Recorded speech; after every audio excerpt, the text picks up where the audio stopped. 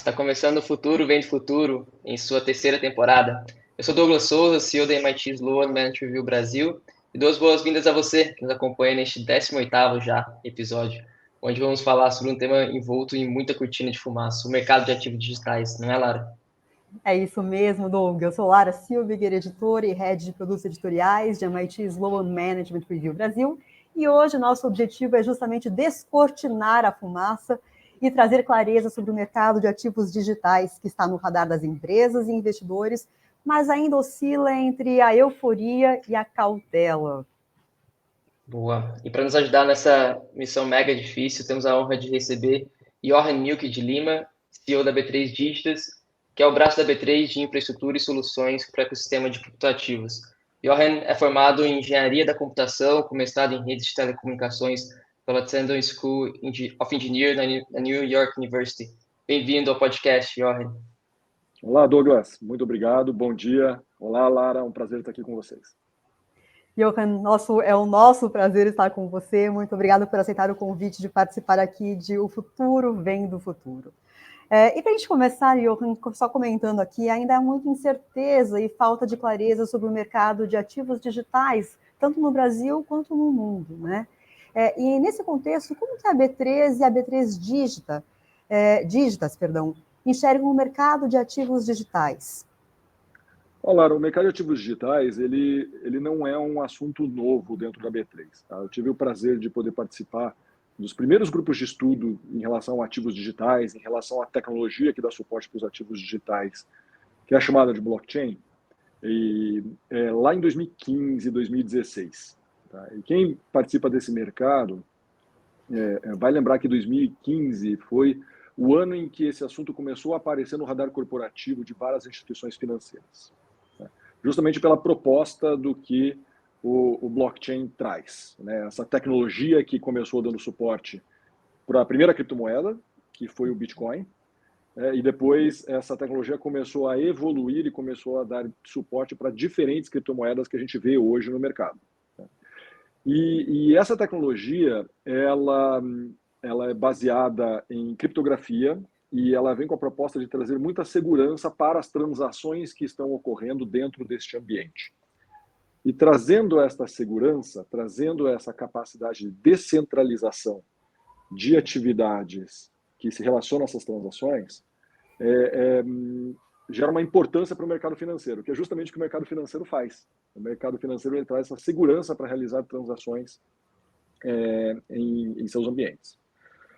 E em 2015, várias instituições financeiras começaram a fazer estudos em relação a essa tecnologia, e com a B3 não foi diferente. Então, a B3, naquela época, ela criou um grupo de estudos para estudar a tecnologia blockchain e responder a pergunta: o que isso quer dizer para o negócio da B3? O que isso quer dizer para o negócio de diferentes instituições financeiras? Qual que é o impacto para infraestruturas de mercado? Qual que é o impacto para bancos? Qual que é o impacto para corretoras?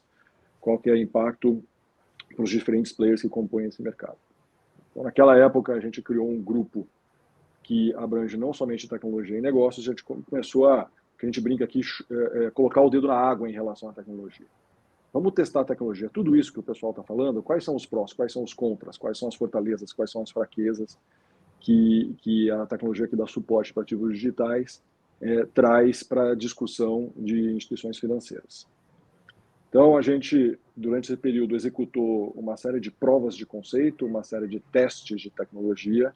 A gente não fez isso sozinho, a gente trabalhou com outras instituições aqui no mercado financeiro nacional, com alguns bancos, para fazer testes conjuntos em relação a essa tecnologia e, ao final, a gente decidiu monitorar a tecnologia de perto, fazer alguns investimentos através do braço de Venture Capital da B3, tá? E acompanhar a evolução da tecnologia e o seu impacto nas atividades da B3. O tempo andou, né? A gente teve o que chama do inverno cripto, a discussão tecnológica ela arrefeceu um pouquinho, mas ela retomou com bastante força em 2020 e 2021, principalmente ali no período pós-pandemia. E a gente, dentro da B3, do planejamento estratégico, decidiu tomar a ação de reforçar o trabalho em cima de blockchain, tá? De reforçar o nosso posicionamento em relação a ativos digitais. E o posicionamento da B3 hoje, a gente pode dizer que ele é baseado em 3 pilares, né? Um pilar que é o pilar de tecnologia, o que blockchain quer dizer e como ele pode ser aplicado como uma tecnologia no mercado financeiro tradicional. Ele traz economia de custos, ele traz mais segurança, ele traz mais benefícios para o investidor final.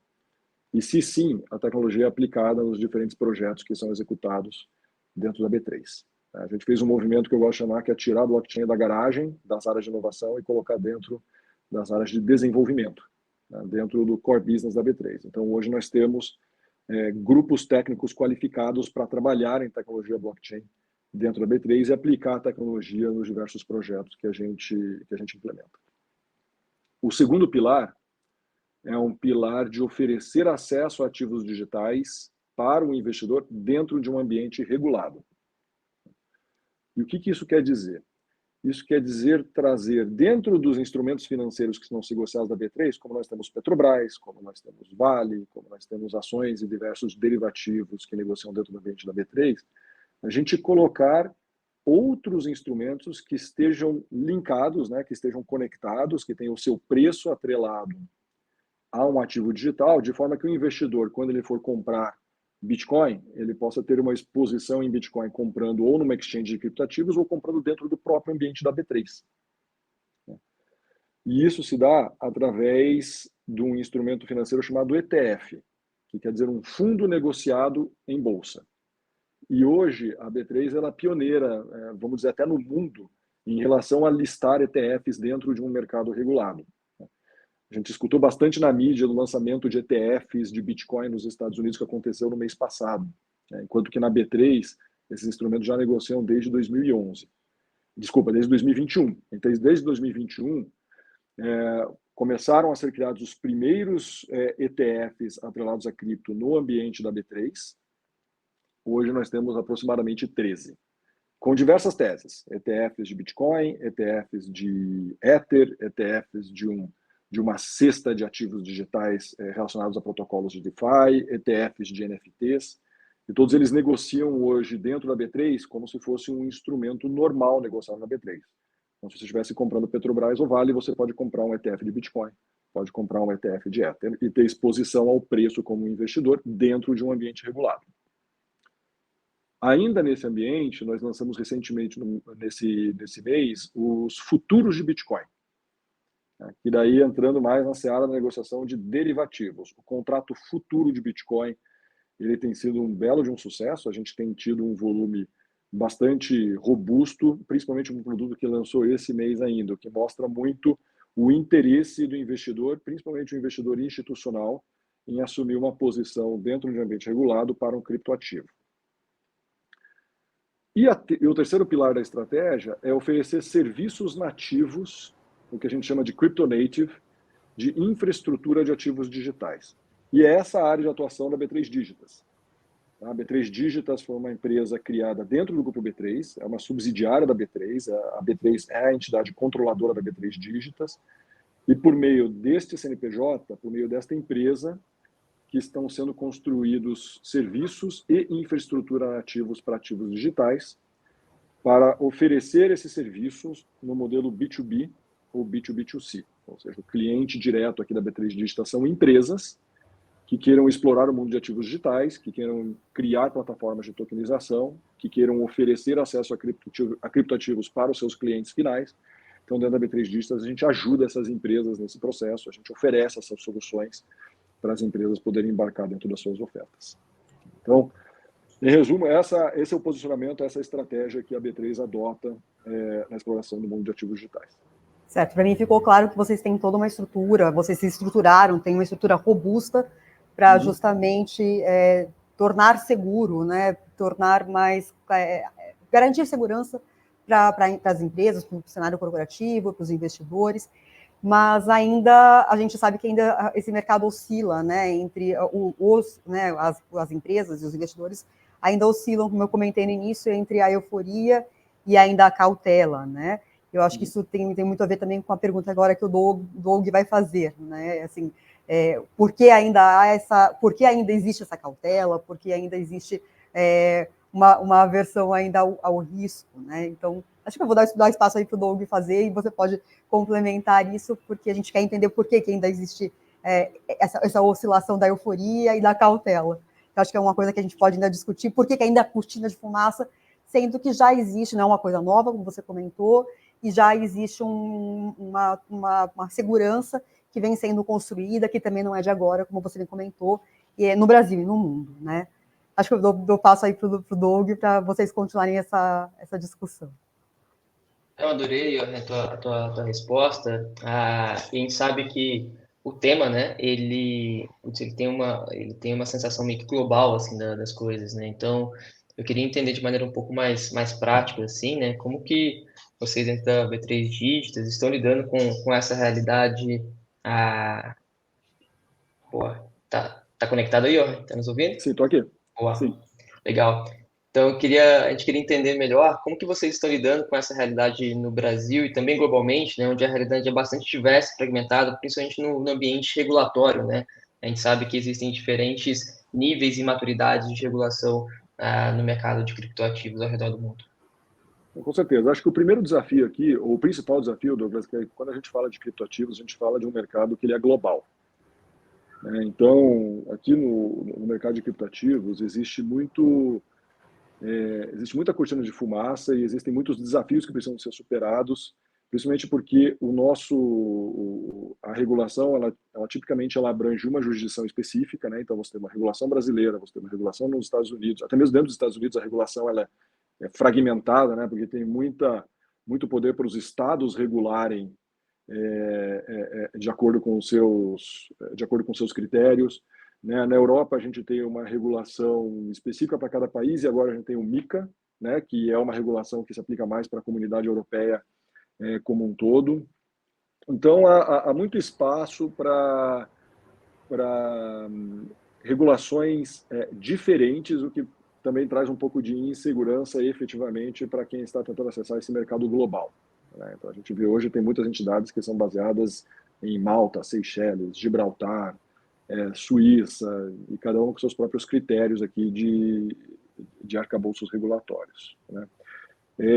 Então, acho que esse é um desafio muito grande, tá? E que agora as diferentes jurisdições estão avançando mais regulação, estão estabelecendo, inclusive, convênios e parcerias, né, para permitir uma regulação mais abrangente, né, que garanta que você continue mantendo, ou que se continue mantendo, né, um dos grandes atrativos desse mercado, que é ser um mercado global, né, mas também trazendo segurança para o investidor, né, que está colocando os seus fundos, que está efetivamente comprando esses criptoativos. Né? Então, esse é um ponto de insegurança que, à medida que as discussões regulatórias elas vão avançando, a gente imagina que eles serão mais mitigados. Né?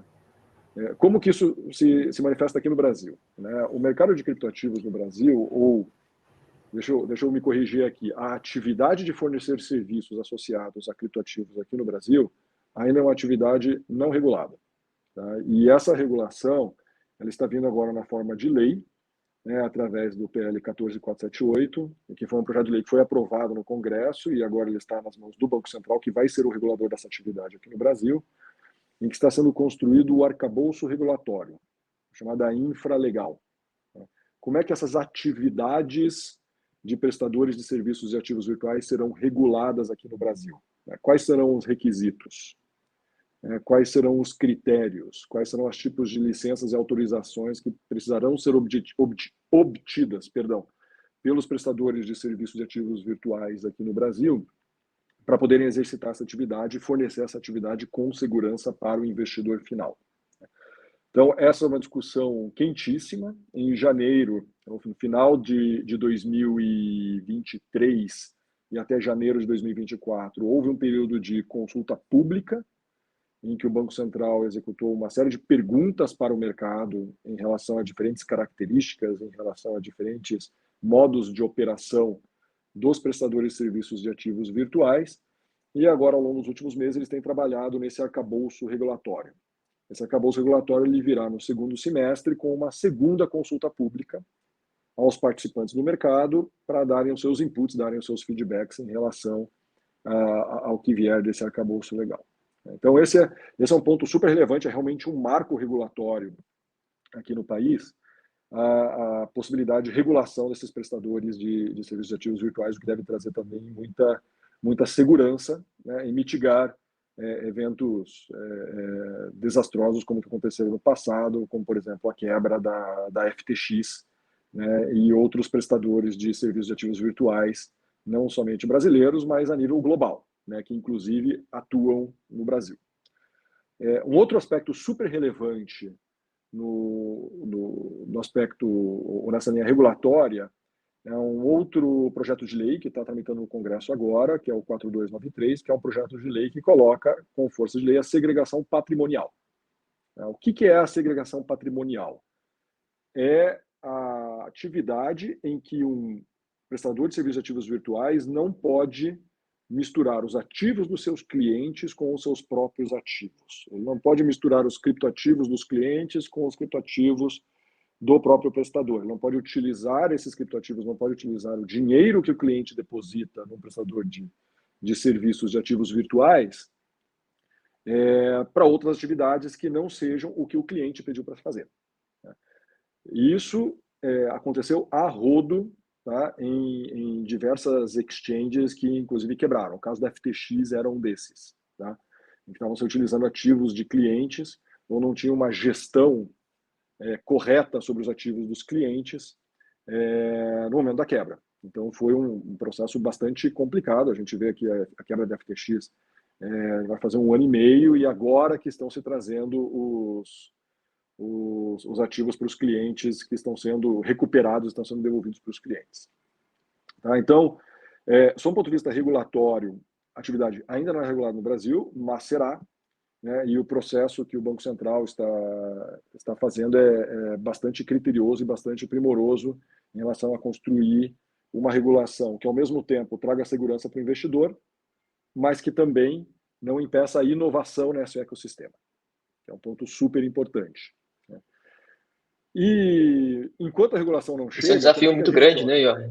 É um desafio muito grande. Você tem que efetivamente fazer esse equilíbrio, né, entre você trazer uma Exato. segurança para o investidor no mercado que é novo, que traz provocações super interessantes, um trade 24/7, pagamentos interfronteiriços 24/7, né, e ao mesmo tempo trazer essa segurança para o investidor para evitar eventos como o que aconteceu com a FTX e outros players do mercado que geraram muito prejuízo à população popular. Tá? Enquanto a regulação não vem, o que a gente aplica na B3 Digital? A gente tenta buscar aqui sempre as melhores práticas do mercado de capitais tradicional e trazer para dentro das nossas operações. Então, sejam práticas de KYC, né, Know Your Customer, né, de conhecer o seu cliente, né, o processo de entender o seu cliente, de ter a documentação do seu cliente, o processo de KYS, Know Your Supplier. Né? Então, quais são os critérios que se utiliza para efetivamente estabelecer parcerias comerciais com os diferentes players desse mercado? Né?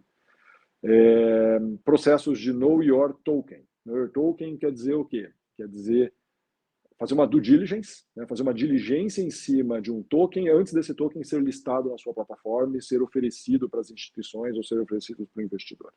Né? O que esse token traz? É uma meme coin, né, como a gente vê, né, Pepe, Shiba Inu, essas diferentes meme coins. Qual que é o valor intrínseco desse token?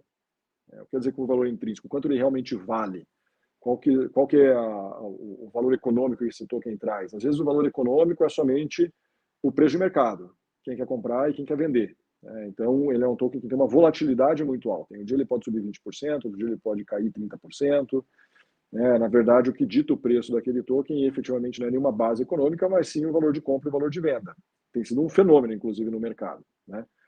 Então, existem procedimentos de Know Your Token que são um pouco mais restritivos. Se não tem valor econômico ou se a volatilidade desse token for muito alta, simplesmente não é listado na plataforma. Outras plataformas, elas listam. Daqui não tem, acho que, certo ou errado, né? É mais o critério de cada uma das plataformas.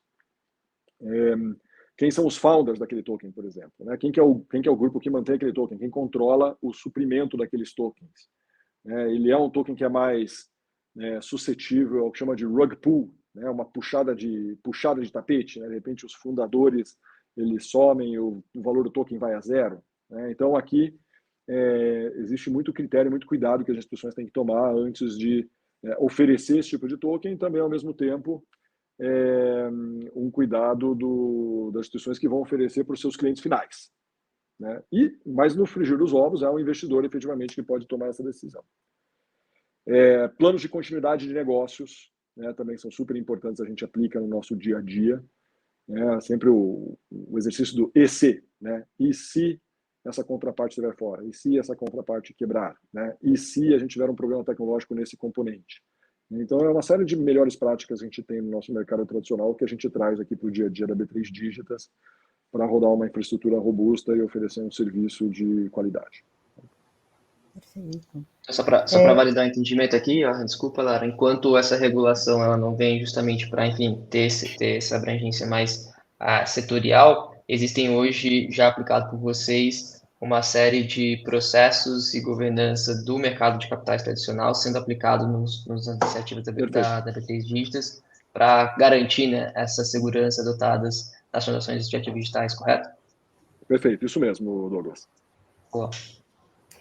Ainda falando aqui sobre segurança, eu gostaria de me aprofundar um pouquinho mais na questão da tokenização, Johan, que a tokenização de ativos é uma das grandes promessas desse mercado, né?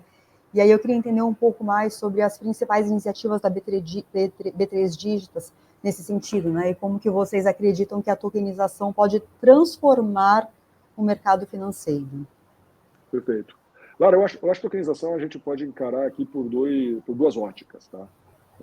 Uma ótica como uma oportunidade para novos negócios e uma outra ótica como vamos colocar assim, como um viabilizador de melhorias para os negócios existentes.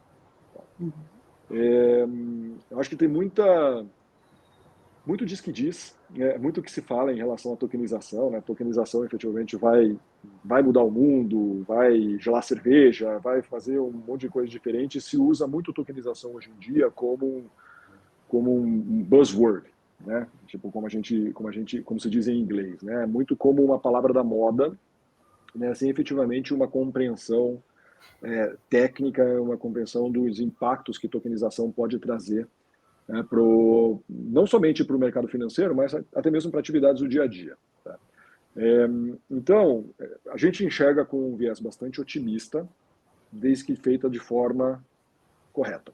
Então, vamos lá. Então, quando a gente olha para a tokenização como oportunidades para novos negócios, acho que tem aqui um grande campo para ser percorrido, né? Existe muita fricção hoje em atividades econômicas do dia a dia que eu acredito que tokenização pode trazer benefícios bastante relevantes lá para a ponta. Quero dizer, o que eu quero dizer lá para a ponta? Eu quero dizer lá para a pessoa física, né?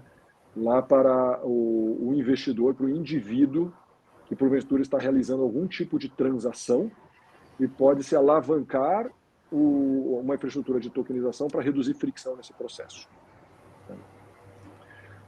Enquanto que no mercado tradicional hoje, a tokenização ela pode trazer alguns benefícios operacionais e, ao mesmo tempo, também tentar reduzir um pouco o custo total do sistema. Eu acho que ela vem com muitas provocações em relação a, olha, por que esse processo que está sendo executado dessa forma está sendo executado assim?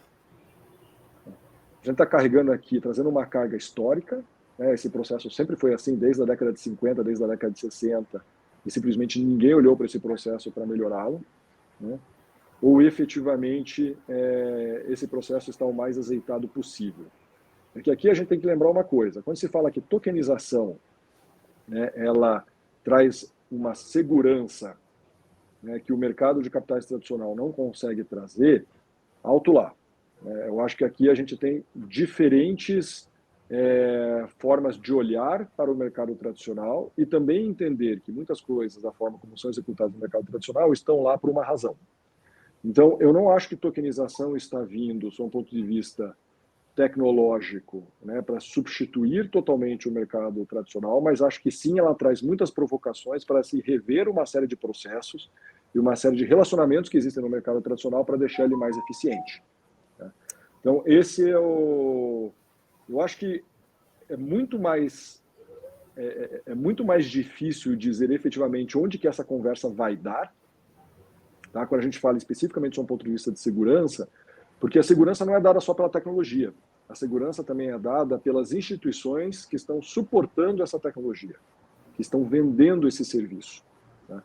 E a gente sabe que existe uma série de responsabilidades fiduciárias, uma série de responsabilidades de uma série de players que participam desse mercado, que trazem sim muita segurança para o mercado, né? Então, como que a tecnologia consegue auxiliar esses players, consegue auxiliar essas entidades hoje para deixar o trabalho deles mais eficiente?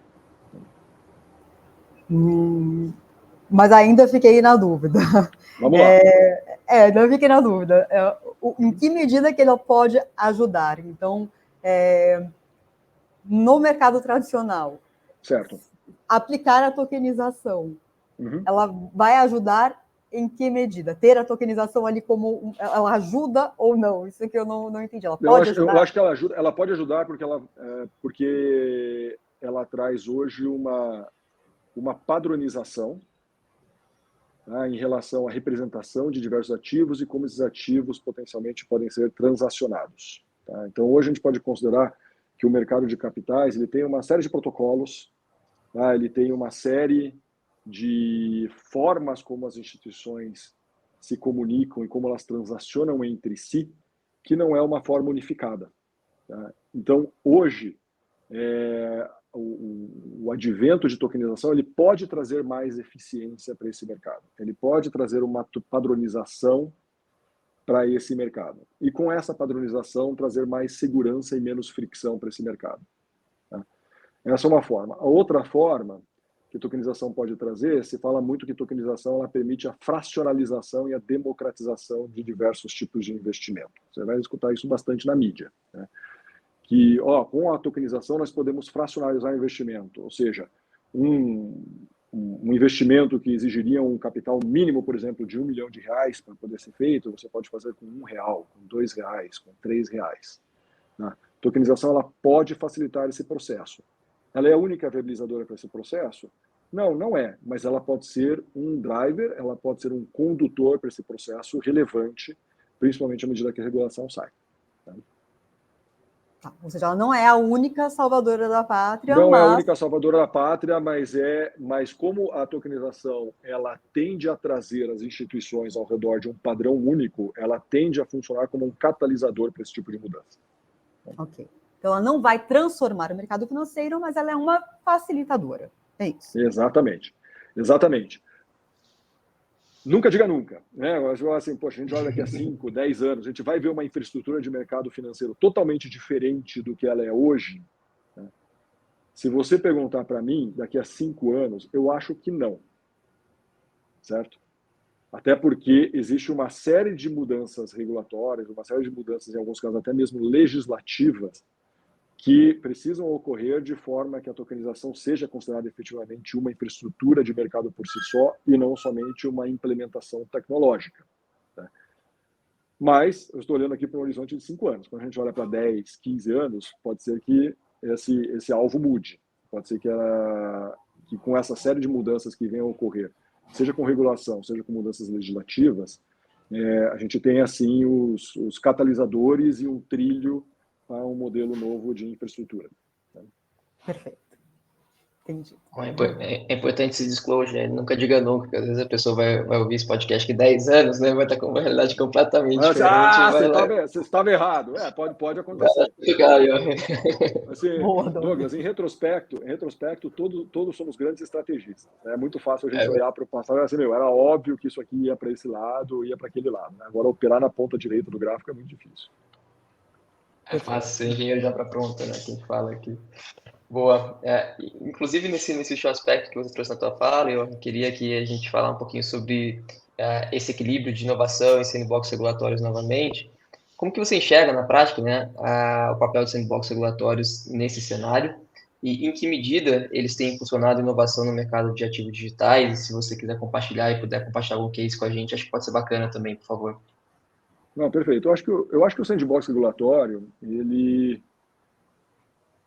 ele é muito bem-vindo, tá? Eu acho que foi uma iniciativa super bacana dos reguladores, e quando eu falo reguladores aqui, eu falo tanto CVM quanto o Banco Central, né, de estabelecer o sandbox regulatório, estabelecer um ambiente seguro em que diferentes empresas, né, que diferentes, não somente fintechs, mas até os próprios bancos, né, a própria B3 pode participar para testar novos modelos de negócio, para fazer isso de uma forma bastante segura, uma forma bastante contida. Ou seja, tipicamente as regras do sandbox, elas se aplicam, olha, nós como reguladores vamos te dar o que chama uma série de descontos regulatórios, ou seja, determinadas atividades ou determinados procedimentos ou determinadas licenças que você precisaria ter para poder exercer essa atividade, nós não vamos cobrar, desde que você execute essa atividade dentro desse conceito de sandbox com certas limitações. Então, não pode ter um número maior que X de clientes, ou não pode ter uma exposição maior que X de reais, o volume negociado tem que ser relativamente contido, e que você forneça relatórios e faça um bate-bola aqui com o regulador para explicar como é que esse modelo está se desenvolvendo. Isso vale realmente como um laboratório. O sandbox é isso, é um laboratório onde o regulador ele pode observar novos modelos de negócio e, baseado no que ele observa, ele pode pegar essas lições aprendidas e trazer de volta para a regulação e alterar a regulação de acordo com essas lições aprendidas. Eu acho difícil a gente falar aqui, Douglas, sobre efetivamente um super case de sucesso aqui no Sandbox, porque a definição de sucesso aqui ela é muito volátil, né? A gente pode dizer assim, poxa, a gente teve aqui case... Talvez o insucesso seja sucesso, né?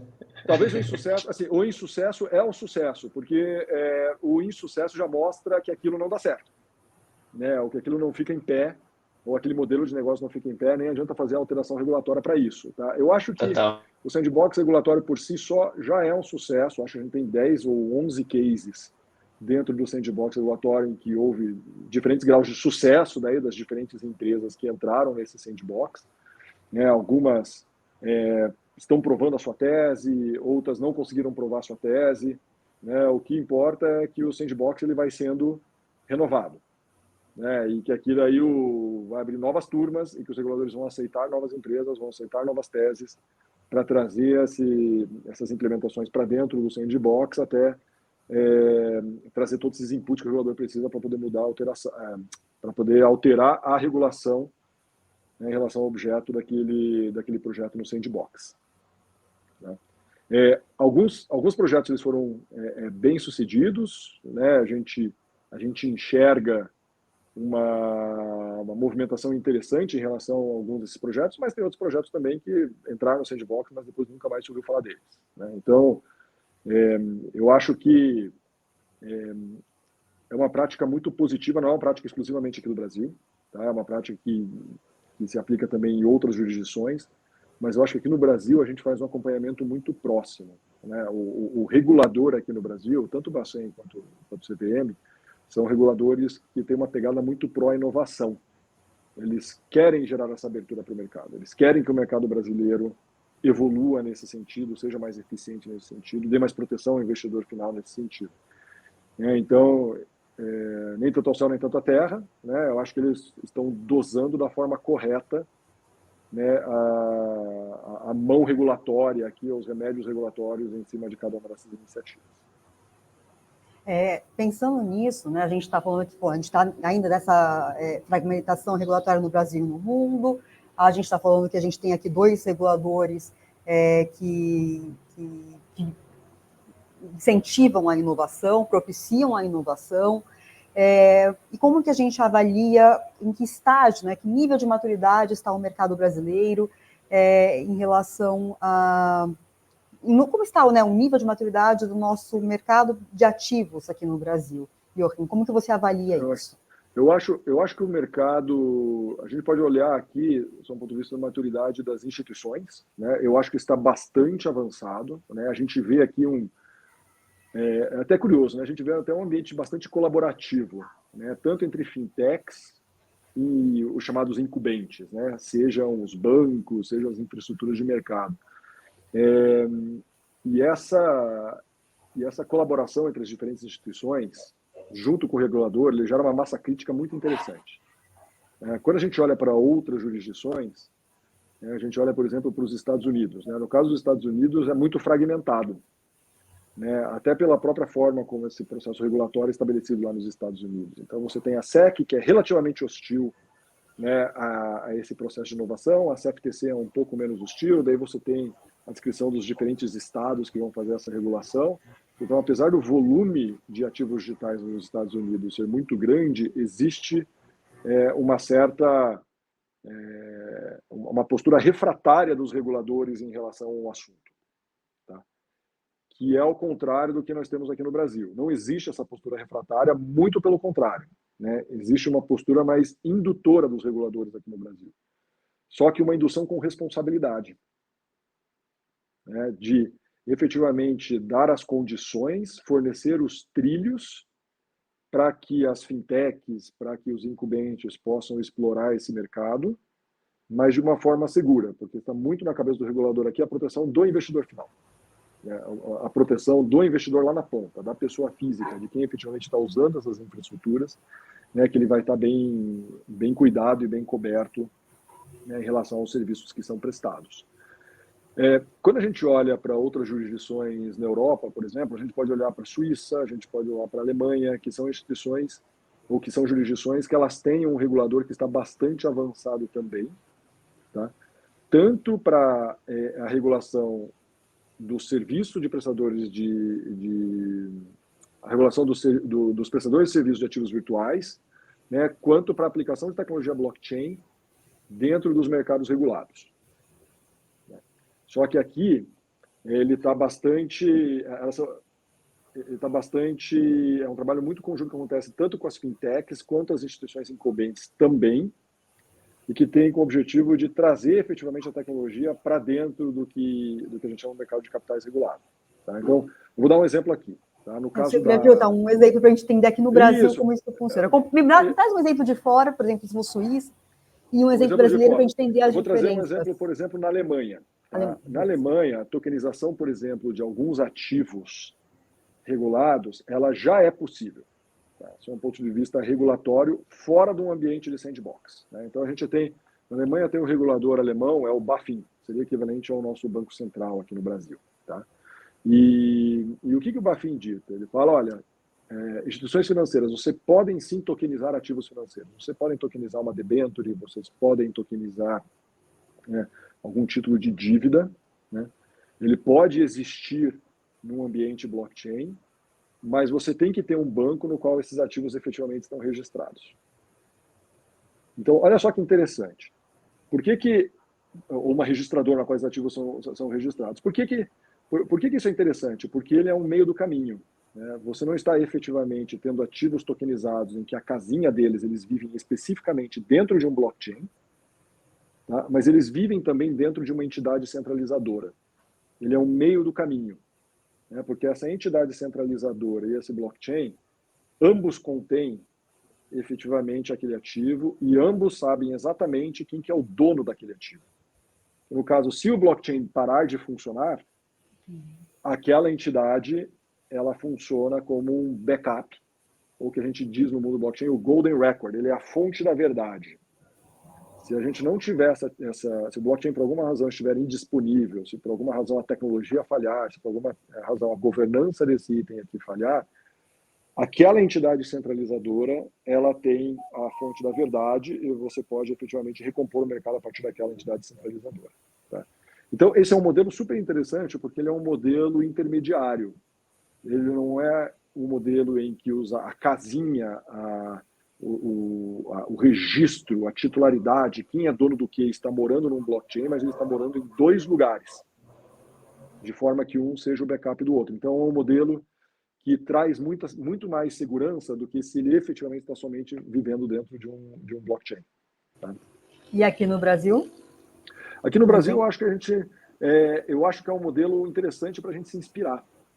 Sabe, à medida que a gente vai andando, de você ter efetivamente ativos tokenizados, esses ativos tokenizados, eles vivendo também dentro de uma entidade registradora ou de uma entidade centralizadora, onde esses ativos, em que o blockchain, na verdade, é um espelho dessa entidade e vice-versa.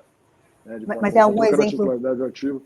A gente não tem um exemplo hoje no mercado ainda em relação a isso, tá, Lara? Acho que é um excelente tópico para a gente colocar no sandbox. Não, mas algum exemplo que você possa citar aqui se for da integração de fintechs, de incumbentes, que revelem, né, que reflitam essa indução, né, dos nossos reguladores. Eu tem algum acho que exemplo? de algum exemplo hoje no mercado. Que mostrem essa maturidade aqui do nosso mercado de ativos no Brasil. Eu acho que a gente vai chegar lá, Lara. Eu acho que a gente não tem um exemplo desse ainda, em que está sendo induzido pelo regulador da gente ter esses diferentes espelhos. Eu acho que é um excelente tópico para a próxima edição do nosso Sandbox. Boa. Ótimo. Muito bom. E eu tenho particular interesse. Vai lá, desculpa. Não, o que eu ia falar justamente é isso. Eu acho que o Brasil ele tem um posicionamento privilegiado no mercado mundial, dada a postura que a gente tem aqui, tanto da comunidade no país, né, dos incumbentes das fintechs, de querer fazer isso acontecer, quanto uma excelente vontade também dos reguladores, né, de induzir esse processo e de favorecer que esse processo aconteça de forma bastante segura. E a gente consegue enxergar isso em diferentes iniciativas que o próprio regulador toca como o Drex. Tá? Boa, pô, você deu o gancho para minha próxima pergunta, que era justamente o Drex. Conta para a gente um pouquinho, para quem ainda não conhece, para nivelar o conhecimento, o que é o Drex, tá, Jochen, e qual que você acha que é o desdobramento prático disso na vida de investidores e pessoas físicas de maneira geral aqui no Brasil, né? Perfeito. O que é o Drex? O Drex ele é uma representação digital da moeda nacional. Tá? O que a gente vai escutar muito na literatura como CBDC, Central Bank Digital Currency, né? Ou seja, é moeda, efetivamente uma representação do real em formato tokenizado, em formato digital. Tá? E o Drex é uma iniciativa que tem sido tocada pelo Banco Central. A gente escuta muito na mídia: o Drex vai substituir o Pix, não vai substituir o Pix. Né? São duas coisas totalmente diferentes. Tá?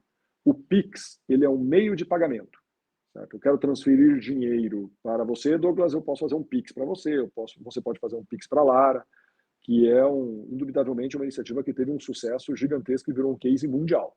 Né? Então, o Banco Central brasileiro, ele puxou muito os holofotes do mundo sobre o Brasil, efetivamente com a implementação do Pix, que realmente é transformacional. Né? Inclusive, quando a gente mora aqui no Brasil, a gente pensa assim, puxa, a gente tem um certo complexo de vira-lata, né? Mas quando eu falo com gente de fora do país que conhece o Pix, os caras falam assim, isso aqui é um negócio que é espetacular, é um negócio realmente revolucionário que vocês fizeram no Brasil, e muitos países, inclusive, gostariam de copiar. Né? Por que o Pix é diferente do Drex? Porque o Pix é um meio de pagamento, e o Drex ele é o conceito de dinheiro programável. Tá? E ele é um viabilizador. Tá? O Drex ele é um trilho, ele não é um fim por si só. Tá? Ele é uma representação do real em formato digital que o Banco Central entrega para o mercado e o mercado cria casos de uso ao redor disso. Tá? Uma das grandes fragilidades que existem hoje na economia tokenizada é a ausência de representação do que a gente chama de moeda fiduciária, que é a moeda emitida pelo próprio Banco Central, né? Para realizar transações em blockchain. Como que essas transações elas são executadas hoje quando elas envolvem algum tipo de moeda? Elas envolvem uma moeda, um tipo de moeda chamada stablecoin, né? Que é uma representação digital de uma moeda, tá? Que ela é pareada 1 para 1 com algum tipo de moeda fiduciária. Então, por exemplo, existe uma série de stablecoins de dólar. Tá? Você tem alguns exemplos aqui, Circle, Tether, que são todas criptomoedas que têm sempre o seu valor igual ao dólar. Se você for olhar essa moeda em qualquer exchange, você vai ver assim, um Circle vale R$ 5,15, dependendo da cotação do dólar no dia.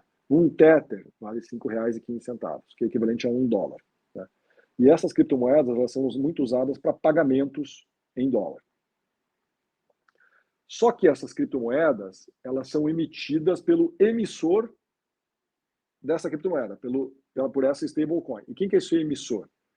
Para o Tether, você tem a Fundação Tether, para a Circle, você tem para o USDC, né, que é um outro stablecoin de dólar, você tem a Circle. Então, cada uma dessas criptomoedas tem o seu próprio emissor, que mantém o lastro, possui as reservas dessas criptomoedas. Então, se você tem, por exemplo, $1 bilhão em Tether, o valor é bem mais alto que isso, tá? Mas se você tem $1 bilhão de Tether em circulação, a Fundação Tether tem $1 bilhão guardados em uma conta no banco. Onde que está o seu risco? O seu risco está na Fundação Tether, deles quebrarem, e o valor de Tether for a zero. Eles são auditados, né, da mesma forma que Circle também é auditado, e outros emissores também são auditados, mas o seu risco de ter em sua carteira ou realizar pagamentos com essas criptomoedas é o risco deste emissor. Quando você traz DREX, o seu risco é o risco Banco Central, e daí o risco é zero. Entendeu? Então, na verdade, você tem uma representação digital do DREX, do real, em blockchain. E com isso, você traz muito mais segurança para executar transações dentro desse blockchain, porque você efetivamente está fazendo uma negociação com reais. Você não está fazendo uma negociação com um representante de reais, com uma moeda representativa de real. É real mesmo. Né? Então, o DREX ele é transformacional nesse sentido, porque ele vem como um grande viabilizador para trazer uma série de transações para dentro de uma rede blockchain. Tá? Consegui explicar, Douglas? Ficou claro para você? Conseguiu. Em cima disso, eu tenho uma pergunta, Johan, se discute muito, né, na gestão de portfólio de maneira geral, sobre criptoativos serem um tipo de investimento de reserva de valor, me explico, contra a inflação. Vai entrar nas partes mais técnicas aqui. Quando a gente está falando de DREX, isso passa a não ser tanta verdade, né? Dado que isso aqui vai estar de acordo com a volatilidade do próprio real do mercado cambial. Faz sentido? Na verdade, o DREX, ele como reserva de valor, é como se você tivesse reais no banco. Tá, Douglas? Então, Perfeito. um fator super importante aqui, o DREX, você não vai poder sacar um DREX do banco e carregar ele na sua wallet privada, por exemplo, como você pode fazer com Bitcoin, como você pode fazer com Ether. Tá? O DREX, ele sempre vai estar associado à sua conta no banco. As wallets, ou o custodiante do DREX, para você investidor ou para você pessoa física, elas vão estar sempre hospedadas dentro de uma instituição financeira. Ela vai estar sempre dentro de um banco ou vai estar sempre dentro de uma instituição de pagamento. Tá? Você nunca vai conseguir fazer que nem você faz daí com dinheiro, com moeda, com cédula mesmo. Né? De você vai num banco 24 horas, saca o teu DREX, coloca na tua wallet, no teu celular, ou você pega a tua cédula e você coloca na tua carteira. Você não consegue fazer isso. Tá? O DREX ele vai estar sempre hospedado dentro de uma wallet que vai estar custodiada dentro de um banco no qual você tem conta. Tá? Então seria equivalente a você ter reais na sua conta. Como você vai investir esses reais, daí é uma prerrogativa sua. Tá? Entendi. Agora, eu só vou corrigir uma coisa que você falou aqui na questão de como um hedge de inflação. Isso pode valer para o Bitcoin, tá? Que por sua vez ele é uma criptomoeda por definição deflacionária, tá? Ou seja, funciona realmente como um belo hedge contra a inflação. Só que a gente não vê isso na prática, porque ainda não é uma moeda que está super consolidada. Apesar de ela ser a maior das criptomoedas, se não me engano, ela tem uma dominância de mercado de mais de 50%, 50% ou 55%. Né? A gente viu em períodos que a inflação estava altíssima, o preço do Bitcoin tinha caído muito. Então, a gente está num momento em que o Bitcoin ainda está... Ele, com certeza, ele se propõe como uma reserva de valor, e eu imagino que entre todas as criptomoedas, ele é o que melhor representa uma reserva de valor, mais ou menos como se fosse o ouro no nosso mercado tradicional. Tá? Só que eu tomaria muito cuidado em dizer que ele é 100% um hedge contra a inflação, porque não é o que a gente tem visto no passado. A gente tem visto que o valor do Bitcoin ele tem flutuado mais de acordo com as condições macroeconômicas e o apetite de risco de mercado do que efetivamente o valor da inflação. Tá? Perfeito. É aí que a realidade dá um baile no livro-texto, né? Exatamente, é aí que a realidade dá. Assim, no papel, quando você lê o white paper do Bitcoin, entende como o Bitcoin funciona, faz todo sentido ele funcionar como um hedge de inflação. Tá? Mas ele talvez ainda seja muito pequeno, tá? Vis-a-vis o tamanho da economia global para efetivamente ser um hedge de inflação efetivo. Tá? Johan, a gente está chegando aqui ao final do nosso episódio, o que é uma pena, porque esse episódio aqui está sendo uma aula com você, máxima essa conversa. A gente ficaria aqui um tempão, mas eu sei que você também tem horário que você vai pegar voo daqui a pouquinho. Mas antes de encerrar, a gente tem aqui um bloco que é um bloco muito especial, que a gente faz um bloco aqui de Insights Extra Management, em que a gente pede para você assim, indicações, né? Que à primeira vista não tem a ver com ativos digitais, mas a gente vai ver que no fundo sempre a gente acaba tocando no assunto aqui do nosso episódio. São recomendações do Johan sobre recomendações culturais ou de esportes. Então, tá preparado? Vamos lá? Vamos lá. Pode ser? Vamos lá. Pode ser. Um livro que você recomenda, Johan? Um livro? Não precisa ser um livro recente, né, Lara? Pode ser qualquer livro. Um livro que você gosta. Um livro que me marcou muito, que inclusive saiu uma série na TV recentemente, é Shogun. Tá? É um calhamaço, é um livro de quase 700 páginas, mas eu achei assim, um livro espetacular. Ele fala sobre clash de cultura, estratégia. Eu achei, assim, foi um livro para mim foi muito transformacional. Eu li ele quase em 2 dias quando eu tinha 13 anos. Uau! Para mim ficou muito na minha cabeça até hoje vários aspectos daquele livro. Mas você recomenda? Ia te perguntar agora, série, um filme ou uma série? Você recomenda o livro ou você recomenda a série? Eu recomendo os dois. Eu recomendo os dois. Na verdade, teve uma série que foi feita, acho que nos anos 80, nos anos 70 ou 80, que é boa também, mas eu recomendo a última série que saiu esse ano, que é muito legal. Tem a série agora. Você tem agora, você pode indicar um outro livro ou um filme aí, ou você já deu a sua indicação de filme ou série aí? Não, a minha indicação de...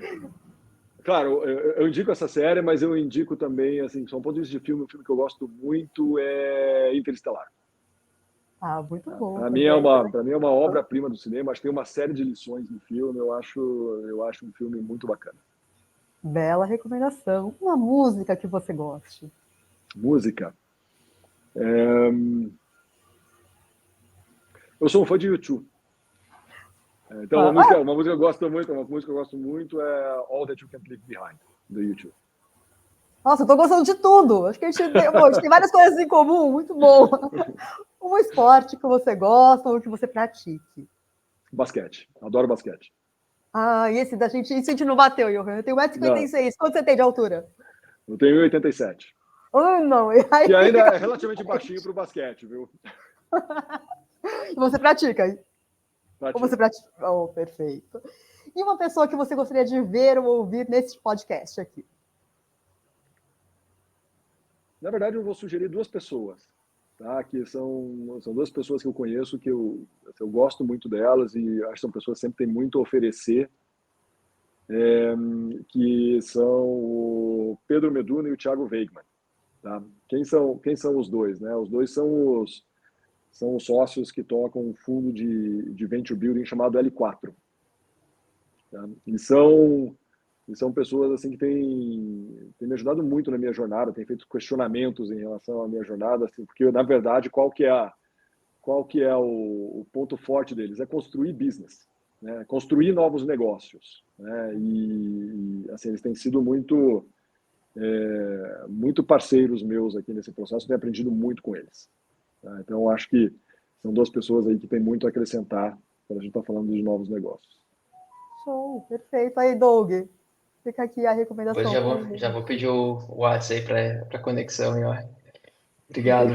Johan, de novo, faço da Lara as minhas palavras. Muito obrigado por essa conversa. Acho que um tema extremamente relevante, a informação de mega qualidade, principalmente na perspectiva educativa, assim, né, sobre esse mercado. Então, antes de encerrar, você gostaria de deixar alguma mensagem final para os nossos ouvintes?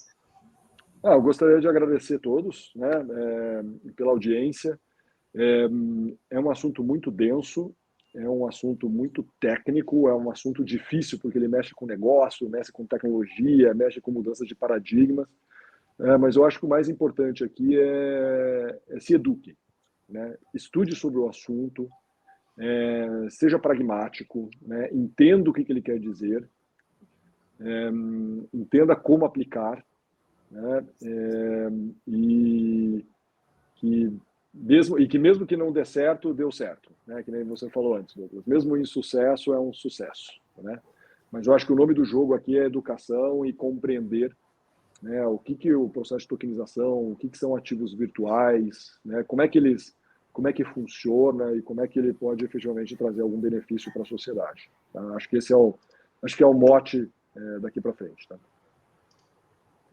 Perfeito, Johan. Pô, muito obrigado mais uma vez. Obrigado aí pela tua disponibilidade na correria entre viagens e aeroportos. Demorou um tempinho para falar com a gente, então obrigado mesmo. Obrigado também a Lara, a Camila no backstage, a nossa audiência que cresce a cada dia. Vocês podem acompanhar esse e outros episódios dessa temporada de O Futuro Vem do Futuro no portal de MIT Sloan, Management Review Brasil e os nossos canais no YouTube e no Spotify. Os links vão ficar aqui na descrição, né, Lara? Exatamente. E eu faço também aqui o convite à nossa audiência para assinar gratuitamente a nossa newsletter Extended e deixar os seus comentários e sugestões, críticas ou elogios sobre o nosso podcast no link que também vai ficar aqui na nossa descrição. Hoje nós ficamos por aqui, mas na próxima quinta-feira tem mais. Até lá, um beijo a todos. Tchau, tchau. Tchau, tchau. Tchau, tchau.